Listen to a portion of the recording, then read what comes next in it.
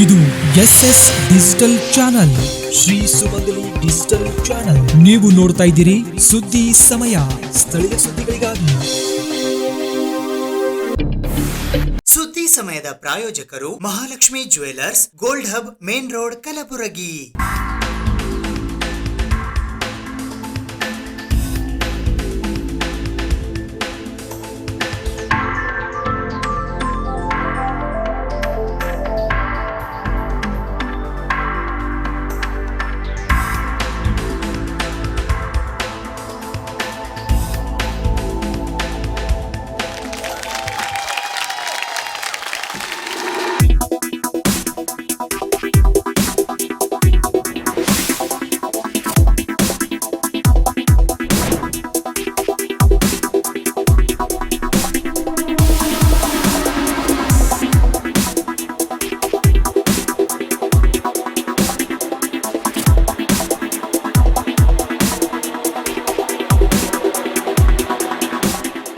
Mahalakshmi jewellers, gold hub, main road, Gulbarga.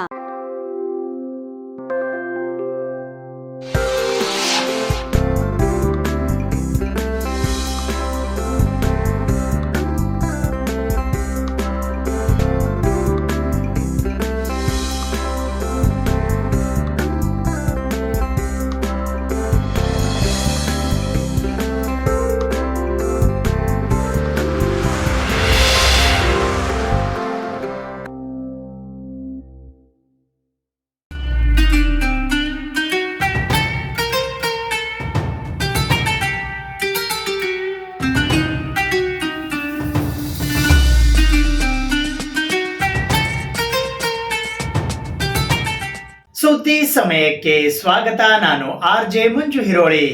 ನಿನ್ನೆ ಕಲಬುರಗಿ ನಗರದ ರಾಮಮಂದಿರ ವೃತ್ತದ ಹತ್ತಿರ ಕ್ರಿಕೆಟ್ ಮ್ಯಾಚ್ ವೀಕ್ಷಿಸಲು ಬೃಹತ್ ಗಾತ್ರದ ಎಲ್ಇಡಿಗಳನ್ನು ಅಳವಡಿಸಲಾಗಿತ್ತು. ಈ ಸಂದರ್ಭದಲ್ಲಿ ಭಾರತೀಯ ಕ್ರಿಕೆಟ್ ತಂಡ ವಿಜಯಶಾಲಿಯಾಗುತ್ತಿದ್ದಂತೆಯೇ ಕುಣಿದು ಕುಪ್ಪಳಿಸಿ, ಪಟಾಕಿ ಸಿಡಿಸಿ, ಸಿಹಿ ತಿನ್ನಿಸುವ ಮೂಲಕ ವಿಜಯೋತ್ಸವವನ್ನ ಆಚರಿಸಲಾಯಿತು.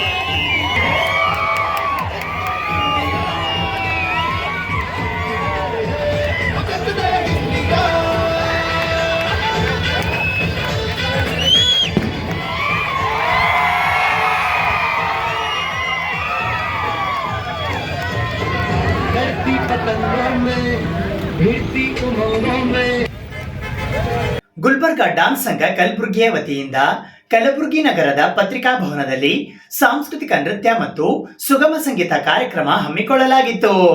ಗುಲ್ಬರ್ಗಾ ಡಾನ್ಸ್ ಸಂಘದ ವತಿಯಿಂದ ಸಾಂಸ್ಕೃತಿಕ ನೃತ್ಯ ಮತ್ತು ಸುಗಮ ಸಂಗೀತ ಕಾರ್ಯಕ್ರಮವು ದಿನಾಂಕ 9 ಮಾರ್ಚ್ 2025ರಂದು ಸಂಜೆ 4 ಗಂಟೆಗೆ ಕಲಬುರಗಿ ನಗರದ ಪತ್ರಿಕಾ ಭವನದಲ್ಲಿ ಜರುಗಿತು. ಈ ಕಾರ್ಯಕ್ರಮದ ದಿವ್ಯ ಸಾನ್ನಿಧ್ಯವನ್ನು ರಮೇಶ್ ಸ್ವಾಮಿ ಬೀದರ್ಕರ್ ಕಲಬುರಗಿ ವಹಿಸಿದ್ದರು. ಉದ್ಘಾಟಕರಾಗಿ ಲೋಕೋಪಯೋಗಿ ಇಲಾಖೆ ವೃತ್ತ ಕಲಬುರಗಿಯ ಅಧೀಕ್ಷಕ ಅಭಿಯಂತರರಾದ ಡಾಕ್ಟರ್ ಸುರೇಶ್ ಎಲ್ ಶರ್ಮಾ ಆಗಮಿಸಿದ್ದರು. ಜ್ಯೋತಿ ಬೆಳಗಿಸಲು ಕಾಂಗ್ರೆಸ್ ಮುಖಂಡರಾದ ವಿಜಯಕುಮಾರ್ ಕಟ್ಟಿಮನಿ ಆಗಮಿಸಿದ್ದರು. ಅಧ್ಯಕ್ಷತೆಯನ್ನು ನ್ಯಾಯವಾದಿಗಳಾದ ರವಿಚಂದ್ರ ಗುತ್ತೇದಾರ್ ವಹಿಸಿದ್ದರು.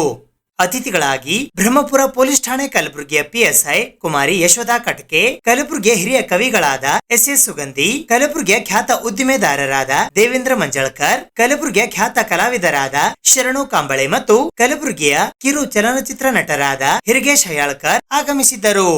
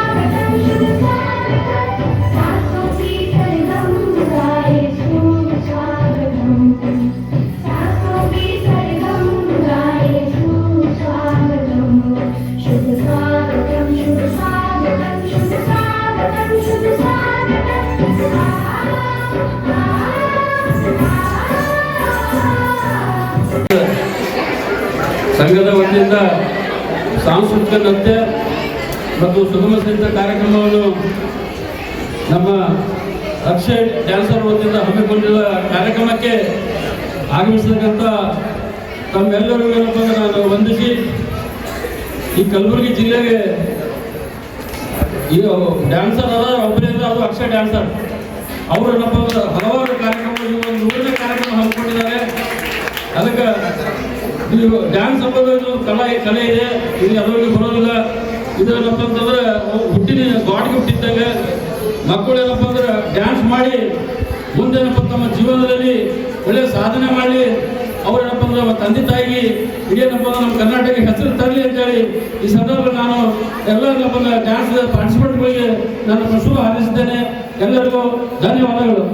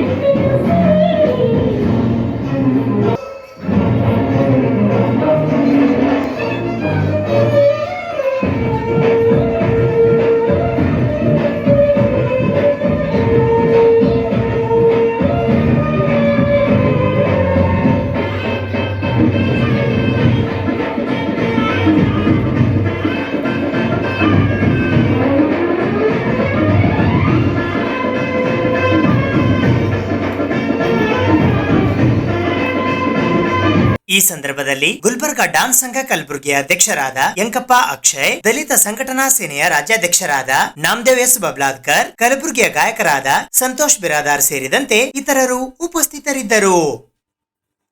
ರಾಜ್ಯ ಸರ್ಕಾರಿ ಮಹಿಳಾ ನೌಕರರ ಸಂಘ ಜಿಲ್ಲಾ ಘಟಕ ಕಲಬುರಗಿಯ ವತಿಯಿಂದ ಕಲಬುರಗಿ ನಗರದ ಅಪ್ಪ ಪಬ್ಲಿಕ್ ಶಾಲಾ ಆವರಣದಲ್ಲಿ ಇರುವ ಪೂಜ್ಯ ಶ್ರೀ ಬಸವರಾಜಪ್ಪ ಅಪ್ಪ ಸ್ಮರಣಾರ್ಥ ಭವನದಲ್ಲಿ ರಾಜ್ಯ ಮಟ್ಟದ ಅಂತಾರಾಷ್ಟ್ರೀಯ ಮಹಿಳಾ ದಿನಾಚರಣೆ ಹಾಗೂ ಜಿಲ್ಲಾ ಪದಾಧಿಕಾರಿಗಳ ಪದಗ್ರಹಣ ಸಮಾರಂಭ ಹಮ್ಮಿಕೊಳ್ಳಲಾಗಿತ್ತು. ಕರ್ನಾಟಕ ರಾಜ್ಯ ಸರಕಾರಿ ಮಹಿಳೆಯರ ನೌಕರರ ಸಂಘದ ಕಲಬುರಗಿ ಜಿಲ್ಲಾ ಘಟಕದ ವತಿಯಿಂದ ರಾಷ್ಟ್ರ ಮಟ್ಟದ ಅಂತಾರಾಷ್ಟ್ರೀಯ ಮಹಿಳಾ ದಿನಾಚರಣೆ ಸಮಾರಂಭ ಹಾಗೂ ಬೃಹತ್ ಬೈಕ್ ರ್ಯಾಲಿ ಹಮ್ಮಿಕೊಳ್ಳಲಾಗಿತ್ತು. ಮಹಿಳಾ ದಿನಾಚರಣೆಯ ಹಿನ್ನೆಲೆಯಲ್ಲಿ ಕಲಬುರಗಿ ನಗರದ ಎಸ್ವಿಪಿ ವೃತ್ತದಿಂದ ಜಗತ್ ವೃತ್ತದವರೆಗೆ ಮಹಿಳೆಯರಿಂದ ಬೃಹತ್ ಬೈಕ್ ರ್ಯಾಲಿ ನಡೆಸಲಾಯಿತು. ಇನ್ನು ಬೈಕ್ ರ್ಯಾಲಿಯ ವೇಳೆ ಸಂವಿಧಾನ ಶಿಲ್ಪಿ ಡಾಕ್ಟರ್ ಬಿಆರ್ ಅಂಬೇಡ್ಕರ್, ಜಗಜ್ಯೋತಿ ಬಸವೇಶ್ವರ ಹಾಗೂ ಡಾಕ್ಟರ್ ಬಾಬು ಜಗಜೀವನ್ ರಾಮ್ ರವರ ಪುತ್ಥಳಿಗಳಿಗೆ ಮಾಲಾರ್ಪಣೆ ಮಾಡುವ ಮೂಲಕ ಬೈಕ್ ರ್ಯಾಲಿಯನ್ನು ವಿಜೃಂಭಣೆಯಿಂದ ನೆರವೇರಿಸಲಾಯಿತು. ನಂತರ ಪೂಜ್ಯ ಡಾಕ್ಟರ್ ಬಸವರಾಜಪ್ಪ ಅಪ್ಪ ಮೆಮೋರಿಯಲ್ ಹಾಲ್ನಲ್ಲಿ ಏರ್ಪಡಿಸಲಾಗಿದ್ದ ಕಲಬುರಗಿ ಜಿಲ್ಲಾ ಘಟಕದ ಪದಾಧಿಕಾರಿಗಳ ಪದಗ್ರಹಣ, ರಾಜ್ಯ ಮಟ್ಟದ ಅಂತಾರಾಷ್ಟ್ರೀಯ ಮಹಿಳಾ ದಿನಾಚರಣೆ, ಸುಭದ್ರ ರೇಖೆಗಳು ಕವನ ಸಂಕಲನ ಪುಸ್ತಕ ಬಿಡುಗಡೆ ಹಾಗೂ ವಿವಿಧ ಕ್ಷೇತ್ರಗಳಲ್ಲಿ ಸಾಧನೆಗೈದ ಸಾಧಕರಿಗೆ ಪ್ರಶಸ್ತಿ ಪ್ರದಾನ ಸಮಾರಂಭವು ಅದ್ಧೂರಿಯಾಗಿ ಜರುಗಿತು. ಈ ಸಮಾರಂಭದಲ್ಲಿ ಭಾಗವಹಿಸಿದ ಗಣ್ಯರು ದೀಪ ಬೆಳಗಿಸುವ ಮೂಲಕ ಕಾರ್ಯಕ್ರಮವನ್ನು ಉದ್ಘಾಟಿಸಿದರು. ಈ ಸಂದರ್ಭದಲ್ಲಿ ಮಾತನಾಡಿದ ವಿಧಾನ ಪರಿಷತ್ನ ಸದಸ್ಯರಾದ ಶಶಿಲ್ ಜಿ ನಮೋಶಿ ಅವರು, ಮಹಿಳೆಯರು ಇಂದಿನ ಯುಗದಲ್ಲಿ ಪುರುಷರಿಗೆ ಸಮಾನವಾಗಿ ವಿವಿಧ ಕ್ಷೇತ್ರದಲ್ಲಿ ಸೇವೆಗಳನ್ನು ಸಲ್ಲಿಸುತ್ತಿದ್ದಾರೆ. ಅವರಿಗೆ ಇನ್ನಷ್ಟು ಉನ್ನತ ಸ್ಥಾನಗಳನ್ನು ನೀಡುವ ಮೂಲಕ ಮುಖ್ಯವಾಹಿನಿಗೆ ತರುವುದು ತುಂಬಾ ಅವಶ್ಯಕವಾಗಿದೆ ಎಂದು ಅಭಿಪ್ರಾಯಪಟ್ಟರು. ಅಂತಾರಾಷ್ಟ್ರೀಯ ಮಹಿಳಾ ದಿನಾಚರಣೆಯನ್ನು ನಾವು ಬಹಳ ದೊಡ್ಡ ಪ್ರಮಾಣದಲ್ಲಿ ಆಚರಣೆ ಮಾಡಲಿಕ್ಕೆ ಬೆಂಗಳೂರಿಂದ ಶೈಲಾಜ್ ಅವರು ಮತ್ತು ಇನ್ನಿತರು ಬಂದಿದ್ದಾರೆ. ಇಲ್ಲಿನ ಒಂದು ಘಟಕದ ಒಂದು ಪದಗ್ರಹಣ ಹಾಗೂ ಈ ಒಂದು ಸಂಘಟನೆಗೆ ಹೆಚ್ಚಿಗೆ ಬಲ ತಂದುಕೊಡಲಿಕ್ಕೆ ತಾವೆಲ್ಲ ಸಾಕಷ್ಟು ಆಸಕ್ತಿ ವಹಿಸಿ ಈ ದೊಡ್ಡ ಪ್ರಮಾಣದ ಒಂದು ಕಾರ್ಯಕ್ರಮವನ್ನು ಮಾಡ್ತಿದ್ದೀರಿ. ತಮ್ಮೆಲ್ಲರಿಗೂ ಅಭಿನಂದನೆಯ ಶುಭಾಶಯಗಳನ್ನು ಹೇಳಲಿಕ್ಕೆ ಇಷ್ಟಪಡ್ತೇನೆ. ಅಂತಾರಾಷ್ಟ್ರೀಯ ಮಹಿಳೆಯರ ಒಂದು ದಿನಾಚರಣೆ ಯುರೋಪ್ನಲ್ಲಿ, ಇಂಗ್ಲೆಂಡ್ನಲ್ಲಿ 1909ರಲ್ಲಿ ಪ್ರಾರಂಭ ಮಾಡಿ ಆಗ ಎಲ್ಲ ಕಡೆ ನೋಡಿದಲ್ಲಿ ಪುರುಷ ಪ್ರಧಾನ ನಮಗೆ ಸಮಾನವಾದಂಥ ಹಕ್ಕು ಕೊಟ್ಟಿಲ್ಲ ಅಂತಕ್ಕಂಥ ಹೋರಾಟ ದೊಡ್ಡ ಪ್ರಮಾಣದಲ್ಲಿ ಎಲ್ಲ ಕಡೆ ನಡೀತಾ ಇತ್ತು. ಆ ಸಂದರ್ಭದಲ್ಲಿ ಈ ಹೋರಾಟದಿಂದ ಇವತ್ತು ಅಂತಾರಾಷ್ಟ್ರೀಯ ಮಟ್ಟದಲ್ಲಿ ಕೂಡ ಮಹಿಳಾ ದಿನಾಚರಣೆಯನ್ನು ಆಚರಣೆ ಮಾಡ್ತಾ ಇದ್ದಾರೆ. ಇವತ್ತು ನಾವು ಹೇಳಬೇಕಾಗುತ್ತೆ, ನಮ್ಮ ರಾಷ್ಟ್ರದಲ್ಲಿ ಆ ಸಮಾನವಾದಂಥ ಅಧಿಕಾರ ಬಹುಶಃ ಯುರೋಪಿಯನ್ ಸ್ಟೇಟ್ ಆಗಲಿ ಅಥವಾ USA ಕೂಡ ಮಹಿಳೆಯರಿಗೆ ಓಟಿನ ಅಧಿಕಾರ ಅನೇಕ ರಾಷ್ಟ್ರದಲ್ಲಿ ಕೊಟ್ಟಿಲ್ಲ. ಆದರೆ ನಾವು ಅಂಬೇಡ್ಕರ್ ಅವರಿಗೆ ಇವತ್ತು ನೆನೆಸ್ಕೋಬೇಕಾಗುತ್ತೆ. ಅವರು ನಮ್ಮ ಸಂವಿಧಾನದಲ್ಲಿ ಸಮಾನವಾದಂಥ ಅಧಿಕಾರ ಹಕ್ಕನ್ನು ಮಹಿಳೆಯರಿಗೂ ಕೊಟ್ಟಿದ್ದಾರೆ ಅಂತ ನಾನು ಈ ಸಂದರ್ಭದಲ್ಲಿ ಹೇಳ್ತೀನಿ. ನಾವು ನಮ್ಮ ರಾಷ್ಟ್ರ ತಾವೆಲ್ಲರಿಗೂ ಗೊತ್ತಿದ್ದಂಥ ವಿಷಯ, ಪುರುಷ ಪ್ರಧಾನವಾದಂಥ ರಾಷ್ಟ್ರ. ಆದರೆ ನಮ್ಮ ಮನಸ್ಸಲ್ಲಿ ನಮ್ಮೆಲ್ಲರಿಗೂ ಚೆನ್ನಾಗಿ ಬರ್ತದೆ. ನಮ್ಮ ಮನಸ್ಸಲ್ಲಿ ಏನಿದೆ, ನಾನು ಫೋಟೋ ಹಾಕಿಲ್ಲ ಮನೆಯಲ್ಲಿ, ಭಾಳ ಜನ ಇಲ್ಲಿ ಅವರ ಮನೆ ತೆಗೆದಿಪ್ಪಿಯವರು ಹಾಕಿದ್ದಾರೆ, ನಾನು ನೋಡಿದ್ದೀನಿ.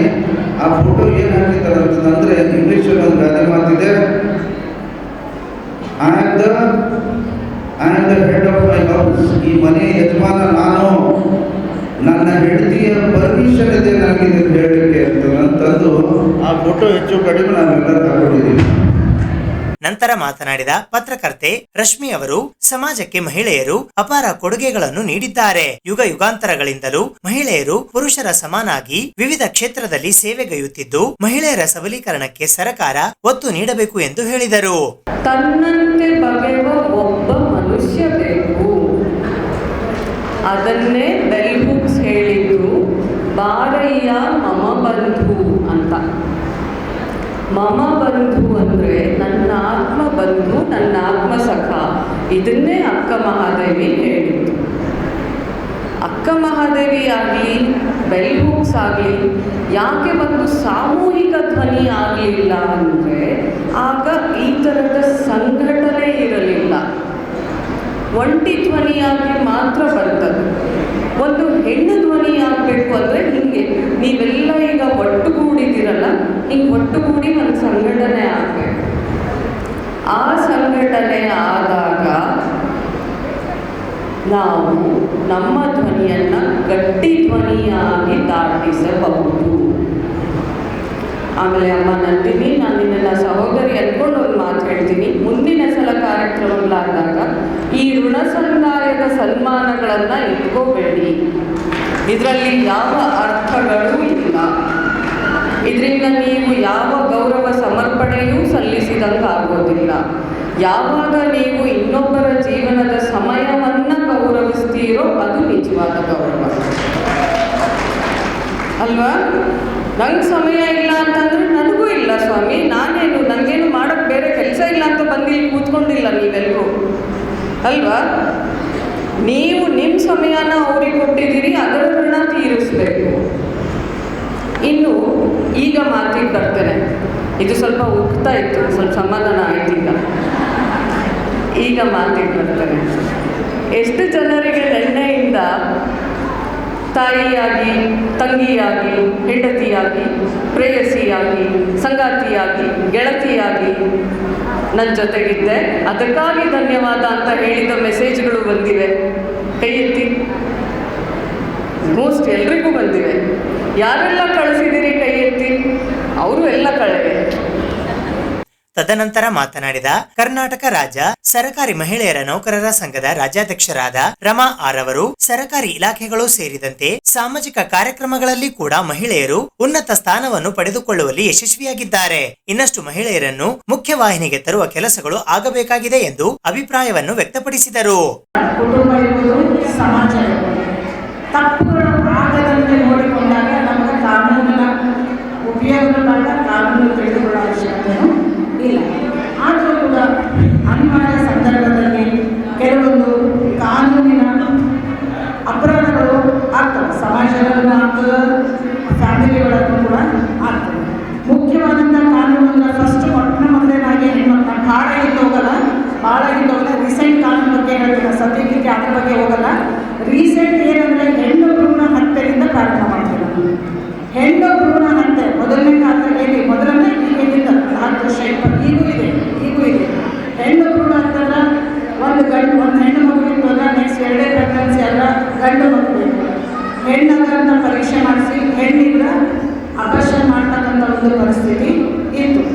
ಆ ಒಂದು ಪರಿಸ್ಥಿತಿಯಿಂದ ಆ ತಾಯಿಗೆ ಏನು ಪರಿಣಾಮ ಆಗ್ತಕ್ಕಂಥ ಒಂದು ವಿಚಾರ ಯಾರು ಮಾಡ್ತಾ ಇರಲಿಲ್ಲ.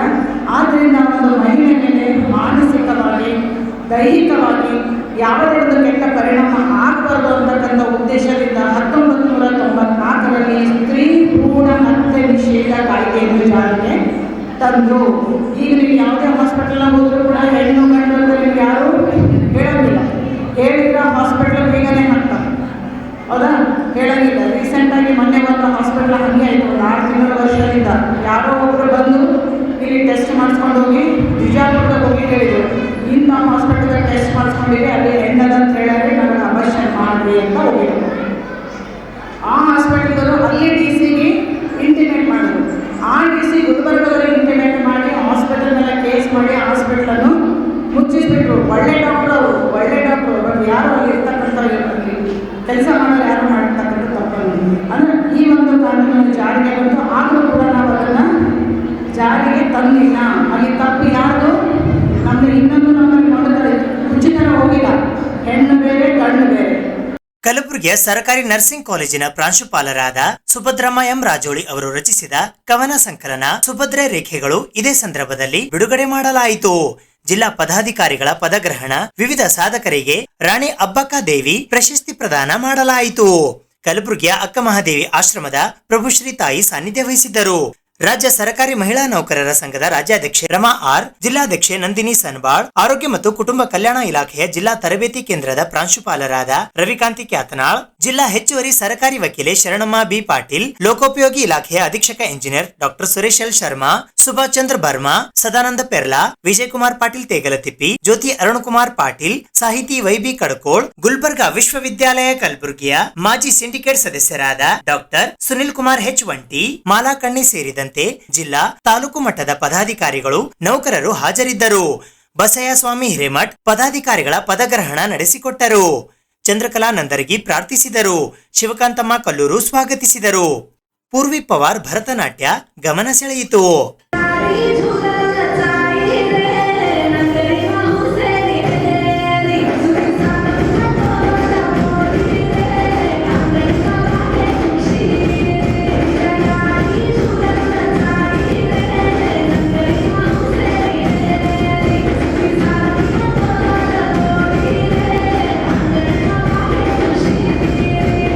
ಕಲಬುರಗಿ ನಗರದ ಕರುಣೇಶ್ವರ ನಗರದಲ್ಲಿ ಇರುವ ವಿವೇಕಾನಂದ ವಿದ್ಯಾನಿಕೇತನ ಶಾಲೆಯಲ್ಲಿ ಇಂದು ಯುವ ಸಂಸತ್ ಕಾರ್ಯಕ್ರಮ ಹಮ್ಮಿಕೊಳ್ಳಲಾಗಿತ್ತು.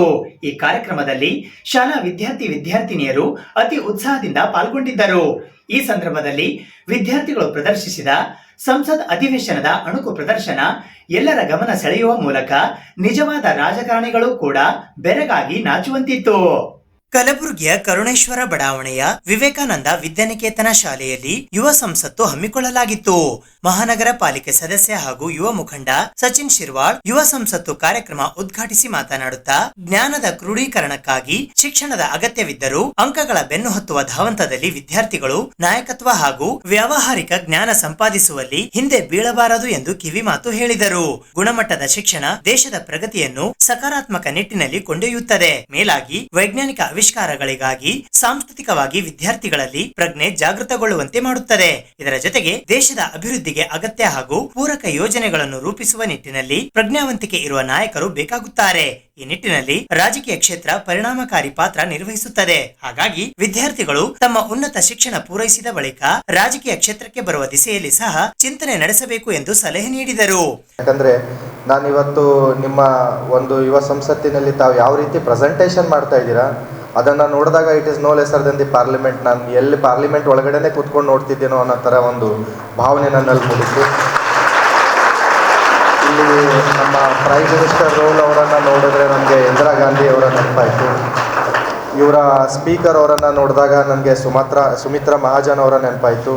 ಅದೇ ರೀತಿಯಾಗಿ ನಿತಿನ್ ಗಡ್ಕರಿ ಅವರ ನೆನಪಾಯಿತು, ನಮ್ಮ ರಾಜನಾಥ್ ಸಿಂಗ್ ಅವರ ನೆನಪಾಯಿತು. ಎಜುಕೇಷನಲ್ ಮಿನಿಸ್ಟರ್ ಅವರನ್ನು ನೋಡಿದಾಗ ತುಂಬ ಒಳ್ಳೆಯ ರೀತಿಯಲ್ಲಿ ಒಂದು ರಿಪ್ರೆಸೆಂಟೇಷನನ್ನು ಮಾಡೋದು.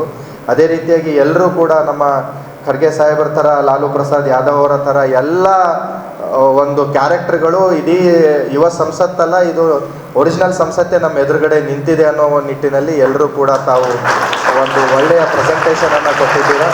ಹಾಗಾಗಿ ತಮ್ಮೆಲ್ಲರಿಗೂ ನಾನು ತುಂಬ ಹೃದಯದ ಧನ್ಯವಾದಗಳನ್ನು ಹೇಳ್ತೇನೆ. ನಾನು ಅಲ್ಲಿ ನಿಂತು ನೋಡ್ತಾ ಇರಬೇಕಾದಂಥ ಸಂದರ್ಭದಲ್ಲಿ ಸರ್ ಕೇಳಿದೆ, ನಾನು ಎಷ್ಟು ದಿವಸ ಟ್ರೈನಿಂಗ್ ಆಗಿದೆ sir? They are like professional politician ಥರ ಕಾಣ್ತಾ ಇದ್ದಾರೆ ಅಂತ ಹೇಳಿದಾಗ ಅವರೊಂದು 14ರಿಂದ 15 ದಿವಸ ಆಗಿದೆ ಸರ್ ಅಂತ ಹೇಳೋದು. ಬಟ್ ಅದು ನೋಡ್ತಾ ಇದ್ರೆ ನಂಬೋಕ್ಕೆ ಅಸಾಧ್ಯ. ಯಾಕಂತ ಹೇಳಿದ್ರೆ ತಾವುಗಳು ಏನು ಸ್ಕೀಮ್ಸ್ಗಳ ಬಗ್ಗೆ ಹೇಳಿದ್ದೀರಾ, ತಾವುಗಳು ಯಾವ ರೀತಿಯಾಗಿ ಕ್ವಶನ್ಗಳನ್ನು ರೇಸ್ ಮಾಡಿದ್ದೀರಾ, ಕೆಲವು ಜನರಿಗೆ ಇದರ ಬಗ್ಗೆ ಐಡಿಯಾನೇ ಇಲ್ಲ. ಹಾಗಾಗಿ ಏನು ನಮ್ಮ ಎಜುಕೇಷನ್ ಸಿಸ್ಟಮ್ನಲ್ಲಿ ಈ ಒಂದು ಪದ್ಧತಿಯನ್ನು ಅಳವಡಿಸಿದ್ದಾರೆ, ಇದರಿಂದ ಶಾಲಾ ಮಕ್ಕಳಲ್ಲಿ ನಮ್ಮ ಸಿಸ್ಟಮ್ ಯಾವ ರೀತಿಯಾಗಿ ವರ್ಕ್ ಆಗುತ್ತೆ, ಸಂಸತ್ತು ಯಾವ ರೀತಿಯಾಗಿ ವರ್ಕ್ ಆಗುತ್ತೆ, ಪಾಲಿಸಿಗಳನ್ನು ಯಾವ ರೀತಿಯಾಗಿ ಮಾಡ್ತಾರೆ, ಯಾವ ರೀತಿಯಾಗಿ ಅದನ್ನು ಮಂಡಿಸ್ತಾರೆ, ಯಾವ ರೀತಿಯಾಗಿ ಮೆಜಾರಿಟಿಯನ್ನು ಕರೀತಾರೆ, ಯಾವ ರೀತಿಯಾಗಿ ನಿರ್ಧಾರಗಳನ್ನು ತಗೊಳ್ಬೇಕು, ಯಾವ ರೀತಿಯಾಗಿ ನಾವುಗಳು ಮಾತಾಡಬೇಕು, ಯಾವ ರೀತಿಯಾಗಿ ಓದಬೇಕು, ಇವೆಲ್ಲದರ ಬಗ್ಗೆ ಈ ಒಂದು ಯುವ We all know that the education is super important. It helps us to gain knowledge, skills and prepare us for a great future. The challenges facing in the education system of India are low quality of education, lack of access to education, inequality. But no problem, ma'am. Our government has taken many initiatives for this. And these mistakes will not be repeated in future, and we have also taken several measures regarding such incidents. Honorable Speaker, ma'am, if we talk about village health sanitation and nutrition days, these days are observed to provide maternal and child health services. Janani Suraksha Yojana. This is a maternity benefit program to provide financial incentives to pregnant women for their delivery health institutions. And ma'am, I proudly tell that this is not only working in a single way, but is also aiming to reduce maternal and neonatal mortality. Mission Indradhanush. This is a nationwide immunization program to cover women and children against preventable diseases. Once great Mahatma Gandhi said, "Live as you die tomorrow and learn as you are going to live forever."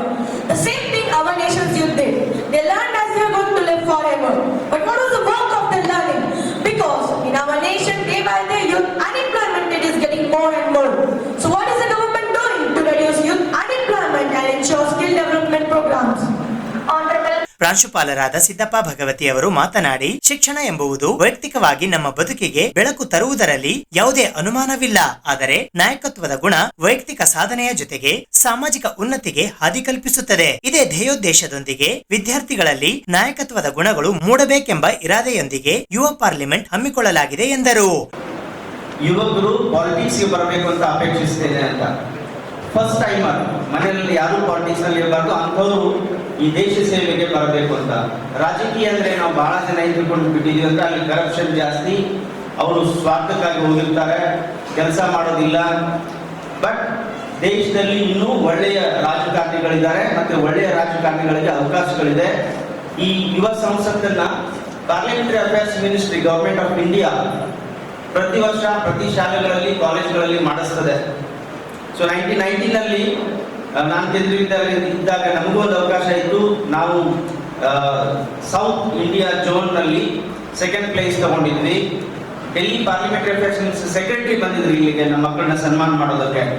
Parliamentary affairs minister Pramod Mahajan ಅವರು ನಮ್ಮ ವಿದ್ಯಾರ್ಥಿಗಳಿಗೆ ನಮಗೆ ಅಲ್ಲಿ ಒಂದು ಕಾರ್ಯಕ್ರಮ ಕೂಡ invite ಮಾಡಿದ್ರು. So what I mean to say, ಈ ಕಾರ್ಯಕ್ರಮ ಯಾಕೆ ಮಾಡಿಸ್ತಾರೆ ಸರ್ಕಾರದವರು ಅಂದ್ರೆ ಮಕ್ಕಳಿಗೆ ಶಾಲಾ ಹಂತದಿಂದಲೇ ಅವ್ರಿಗೆ ಅವರ ಹಕ್ಕುಗಳ ಬಗ್ಗೆ ಮತ್ತು ಈ ಪಾರ್ಲಿಮೆಂಟರಿ ಸಿಸ್ಟಮ್ ಹೇಗೆ ಕೆಲಸ ಮಾಡ್ತದೆ, ಈಗ ಟೇಬಲಿಂಗ್ ಬಿಲ್ ಇರ್ಬೋದು, ಆಮೇಲೆ ಇಂಟ್ರಡ್ಯೂಸಿಂಗ್ ಮಿನಿಸ್ಟರ್ಸ್ ಅಥವಾ ಮೆಂಬರ್ಸ್ ಇರ್ಬೋದು, ಓದಿ ಯಾವ ತರ ತಗೋಬಹುದು, ಈ ಎಲ್ಲ ಪ್ರೊಸೀಜರ್ಸ್ ಬಗ್ಗೆ ಮಕ್ಕಳಿಗೆ ತಿಳುವಳಿಕೆ ಇಲ್ಲ ಅನ್ನೋ ಕಾರಣಕ್ಕೆ ಇಂಥ ಕಾರ್ಯಕ್ರಮಗಳನ್ನು ಮಾಡಿಸ್ತಾರೆ. ಜೊತೆಗೆ ಒಂದು ಯಾವುದೇ ಕಾನೂನು ಆಗ್ಬೇಕಾದ್ರೆ ದೇಶದಲ್ಲಿ ಮೊದಲು ಅದನ್ನ ಸಂಸತ್ನಲ್ಲಿ ಚರ್ಚೆಗೆ ತಗೊಂಡು ಬರ್ತಾರೆ. ಅಪೋಸಿಷನ್ ಪಾರ್ಟಿಯವರು ಮತ್ತೆ ರೂಲಿಂಗ್ ಪಾರ್ಟಿಯವರು ಅದ್ರ ಬಗ್ಗೆ ಸಮಗ್ರವಾಗಿ ಚರ್ಚೆ ಮಾಡಿ ಆಮೇಲೆ ಅದನ್ನೊಂದು ಕಾನೂನು ಅಂತ ರೂಪಿಸಿ ಪ್ರೆಸಿಡೆಂಟ್ ಅವ್ರ ಕನ್ಸೆಂಟಿಗೆ ಕಳಿಸ್ತಾರೆ. ಪ್ರೆಸಿಡೆಂಟ್ ಅವರು ಸಿಗ್ನೇಚರ್ ಮಾಡಿದ ಮೇಲೆ ಅದು ಕಾನೂನಾಗಿ ಮಾರ್ಪಾಡಾಗ್ತದೆ. ಇದೆಲ್ಲವೂ ನಮಗೆ ಗೊತ್ತಿದ್ರೆ, ನಮ್ಮ ಮಕ್ಕಳಿಗೆ ಗೊತ್ತಿದ್ರೆ ಅವರು ಭವಿಷ್ಯದಲ್ಲಿ, ಯಾಕಂದ್ರೆ ಈಗಿದ್ದ MPs ಪರ್ಮನೆಂಟ್ ಆಗಿರೋದಿಲ್ಲ. ಸೊ ನಿಮ್ಮಲ್ಲಿದ್ದವರು ಕೂಡ ಯಾರು MP ಆಗ್ಬೋದು, MLA ಆಗ್ಬೋದು, MLC ಆಗ್ಬೋದು, ಮಿನಿಸ್ಟರ್ಸ್ ಆಗ್ಬೋದು, ಮುಖ್ಯಮಂತ್ರಿಗಳಾಗ್ಬೋದು. ಸೊ ಈಗಿರುವಂತಹ ಪ್ರಧಾನಮಂತ್ರಿ ಆಗಲಿ ಮುಖ್ಯಮಂತ್ರಿಗಳಾಗಲಿ ಅವರು ಶಾಲೆ ಇದ್ದಾಗ ಯಾರಿಗೂ ಗೊತ್ತಿರಲಿಲ್ಲ ಇವರು ಒಂದಿನ ಮುಖ್ಯಮಂತ್ರಿ ಆಗ್ತಾರೆ, ಪ್ರಧಾನಮಂತ್ರಿ ಆಗ್ತಾರೆ, ಪ್ರೆಸಿಡೆಂಟ್ ಆಗ್ತಾರೆ ಅಂತ. ಸೊ ಅಂತ ಅವಕಾಶಗಳನ್ನ ಶಾಲಾ ದಿನಗಳಲ್ಲಿ ಕೊಡಬೇಕಾಗಿತ್ತು, ಶಾಲೆಗಳ ಮಹತ್ವದ ಜವಾಬ್ದಾರಿ. ಹಾಗಾಗಿ ನಿಮಗೆ ಇದೊಂದು ಒಳ್ಳೆಯ ಅವಕಾಶವನ್ನ ಭೂಮಿಕಾ ಮೇಡಮ್ ರೆಡಿ ಮಾಡಿ ಕೊಟ್ಟಿದ್ದಾರೆ. ನೀವೆಲ್ಲರೂ ಐ ಗಿವ್ ಔಟ್ ಅಬೌಟ್ 100ಗೆ 100 ಮಾರ್ಕ್ಸ್ ನಿಮ್ಗೆ ಕೊಡ್ತೀನಿ. You have done wonderful job today. ಈ ಕಾರ್ಯಕ್ರಮಕ್ಕೆ ಬೇರೆ ಭಾಷಣಕಾರ ಸಿಕ್ಕಿದ್ರು ಕರೆದಿದ್ರೆ, ಬಟ್ ನಾನು ದೇವಯ್ಯ ಸರಿಗೆ ಮಾತಾಡಿದಾಗ ಈ ಅಂದ್ರೆ ಎಲೆಕ್ಟೆಡ್ ಮೆಂಬರ್ಸ್ ಇರುವಂತಹ ಒಬ್ರು ಯಾರಾದ್ರೂ ಇದ್ರೆ ಅವ್ರಿಗೆ ಈ ಪ್ರೊಸೀಜರ್ಸ್ ಎಲ್ಲ ಗೊತ್ತಿರ್ತದೆ. Transformation from the high speed trains to the digitalization, the ministry's enhance and efficiency. Our railway ministries have took the several initiatives for infrastructure of the trains, emergency security, efficiency and safety. The several initiatives are cover system. This is a system which is an indigenously developed system which is evidence for the advanced technology. Introduced in the aspects of labor and employment. As we launched many projects like Make in India, Atmanirbhar Bharat project and Pradhan Mantri Mudra Yojana and many more. The Atmanirbhar Bharat project has provided employment to more than 60,50,000 people in the nation. And Pradhan Mantri Mudra Yojana, which makes people self-employed and it is very helpful in the rural areas, provides loan up to ₹20 lakh. ಇದೇ ವೇಳೆ ಯುವ ಸಂಸತ್ತಿನಲ್ಲಿ speaker, ಪ್ರಧಾನಮಂತ್ರಿ, ವಿರೋಧ ಪಕ್ಷದ ನಾಯಕ ಸೇರಿದಂತೆ ಸಚಿವರು, ಸದಸ್ಯರ ಪಾತ್ರಗಳನ್ನು ನಿರ್ವಹಿಸಿದ ಎಲ್ಲಾ ವಿದ್ಯಾರ್ಥಿಗಳಿಗೆ ಪ್ರಮಾಣ ಪತ್ರಗಳನ್ನು ನೀಡಿ ಅಭಿನಂದಿಸಲಾಯಿತು. ಇಂಗ್ಲಿಷ್ ಶಿಕ್ಷಕ ಗಣೇಶ್ ಜಾಧವ್ ಸ್ವಾಗತಿಸಿದರು.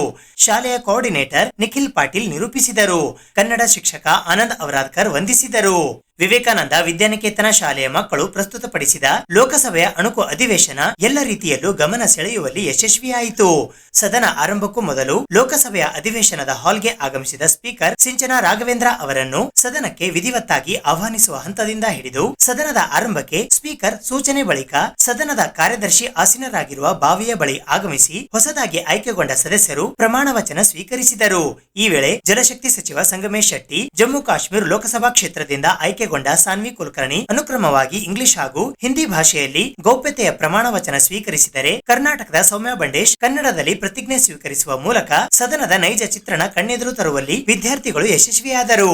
ಇದೇ ವೇಳೆ ಇತ್ತೀಚೆಗೆ ನಿಧನರಾದ ಹಿರಿಯ ರಾಜಕೀಯ ಮುತ್ಸದ್ದಿ ಹಾಗೂ ಮಾಜಿ ಪ್ರಧಾನಿ ಡಾಕ್ಟರ್ ಮನಮೋಹನ್ ಸಿಂಗ್ ಹಾಗೂ ಮಾಜಿ ಮುಖ್ಯಮಂತ್ರಿ ಹಾಗೂ ಮಹಾರಾಷ್ಟ್ರದ ಮಾಜಿ ರಾಜ್ಯಪಾಲರಾದ SM ಕೃಷ್ಣ ಅವರಿಗೆ ಎದ್ದು ನಿಂತು 1 ನಿಮಿಷದ ಶ್ರದ್ಧಾಂಜಲಿ ಸಲ್ಲಿಸಲಾಯಿತು.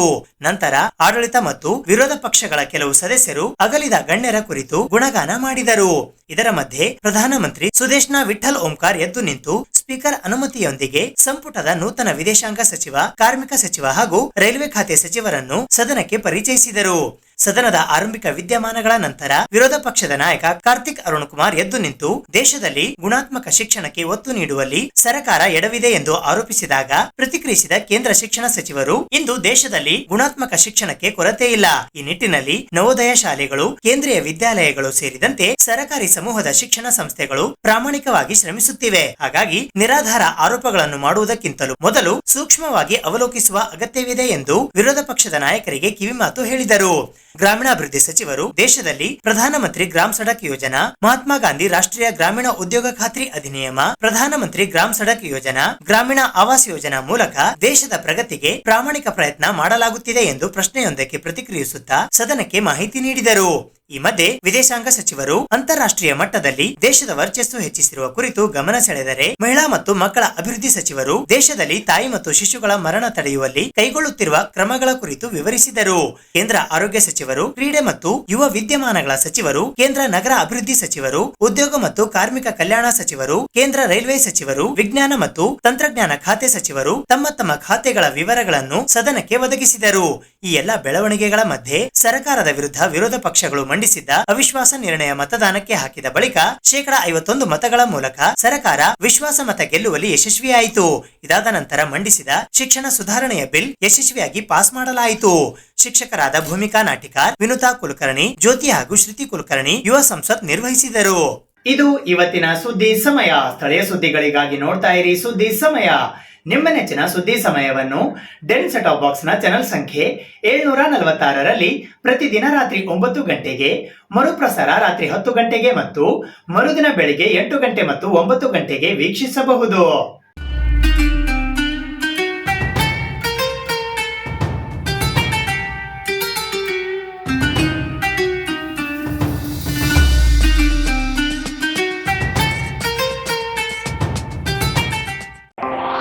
ಇದು SS ಡಿಜಿಟಲ್ ಚಾನಲ್, ಶ್ರೀ ಸುಮಂಗಲಿ ಡಿಜಿಟಲ್ ಚಾನಲ್. ನೀವು ನೋಡ್ತಾ ಇದ್ದೀರಿ ಸುದ್ದಿ ಸಮಯ, ಸ್ಥಳೀಯ ಸುದ್ದಿಗಳಿಗಾಗಿ. ಸುದ್ದಿ ಸಮಯದ ಪ್ರಾಯೋಜಕರು Mahalakshmi jewellers, gold hub, main road, Kalaburagi.